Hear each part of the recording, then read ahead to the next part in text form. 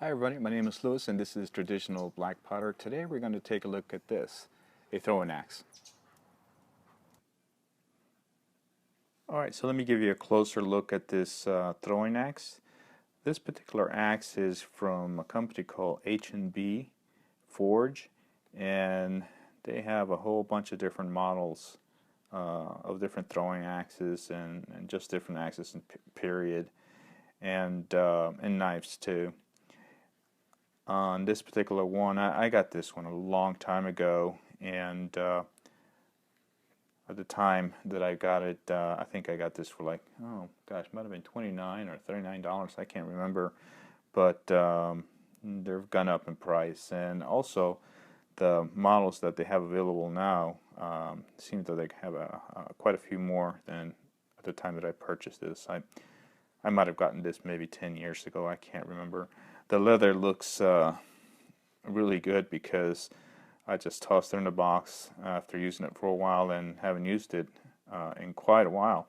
So the leather's still looking pretty good, but you'll see on the axe it has a few rough spots from tossing it around. Not abusing it, but miss hits basically, throwing it into a round of wood. So the leather itself is pretty thick. It has a belt loop over here that, you know, if you're actually hanging on a belt, the weight of the axe will stay put.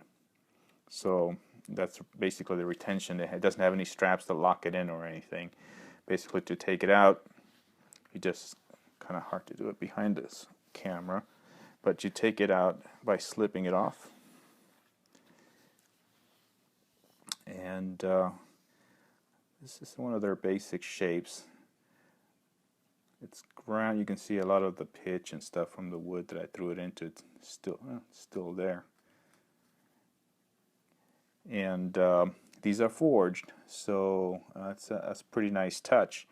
They're not, you know, machine. I don't believe they're machined. No, they're hand forged, and this steel is quality steel. I don't actually remember what type of steel that they're using on these, but it looks like a quality product. And from all the throwing that I did back then, it's still, you know, looks pretty decent today, even though it's basically dirty from throwing it into the rounds of wood, and you know, sometimes getting it knocked around and going to the dirt, but it's not a big deal. It's still doing fine.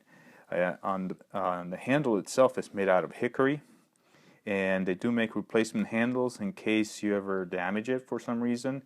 Like for example, what I did here, I tossed it pretty hard from a long distance, and it didn't land right, and actually chipped a piece, which is no big deal. It still works. I'm not going to replace it until this thing actually cracks and becomes dangerous.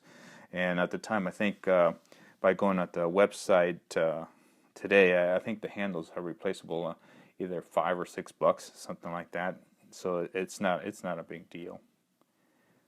It's still cool. It's a cool axe. I mean, you still have some of the forging, stamping marks left over, and it adds a nice touch. It has a pretty steep angle. Didn't seem to be a problem for throwing, and when, you know, given if you do your part, these things will stick, you know. And there's the marking over there. I don't know if you can focus on it. See if we can get some light. That's the company name, H&B. And these are a lot of fun. I mean, if you've never done it, my hands are getting sticky from probably some of the pitch that got on it. These are a lot of fun. If you've never tried it, give it a shot. It's I don't know, to me it's enjoyable, you know, having throw something from a distance and actually stick. And I'm not very good at it, you know, I don't get it to happen all the time. But, you know, once you figure out your distance and the amount of spin that you need to put on it, you can get fairly consistent. If you're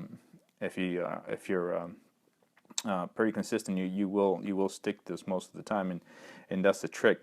Figuring out the distance and the amount of rotation you need to give it by the time it gets to the target, to make it stick. So at the time that I was throwing this, it was just family and friends throwing it out in the woods, and you know, a couple of the other people had the same axe, and they all you know, got, you know, somewhat abused, but it just doesn't matter. I mean, these things, unless you hit into a rock or something, they can take it. It's fairly, you know, fairly heavy, and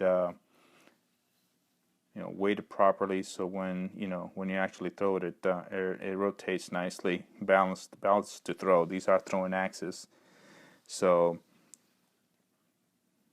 they're pretty good. One of the reasons I got this one primarily was just for fun, just to get family and friends, and just when getting out in the sticks, get out there and throw some axes. But there are some clubs, you know, muzzleloader clubs that actually incorporate, you know, throwing knives and axes as part of the event, and this would fit right in there because that's what it's made for. And even though there are more expensive ones, and I'm sure they're great, something like this is, you know, for fun, you know, unless you're getting serious about it. It's basically all you need. It's a very good steel. Never have any nicks on the edge or anything. But granted, I, you know, didn't hit any rocks or anything. But just from normal use, you can see, hopefully you can see, that the edge is still in pretty good condition. You know, dirty from, like I said, from getting tossed into wood and pitch and on the ground, but still very nice. A lot of character to these guys because they are they're not, you know, machine made. They're actually forged. So each one is probably going to be you know, fairly individual axe.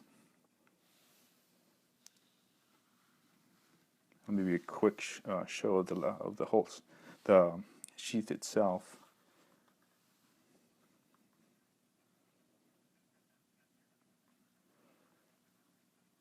Stitching is done very nicely with the rivets. It's quality stuff. You know, you're probably not gonna wear this out for normal use, not for a long time.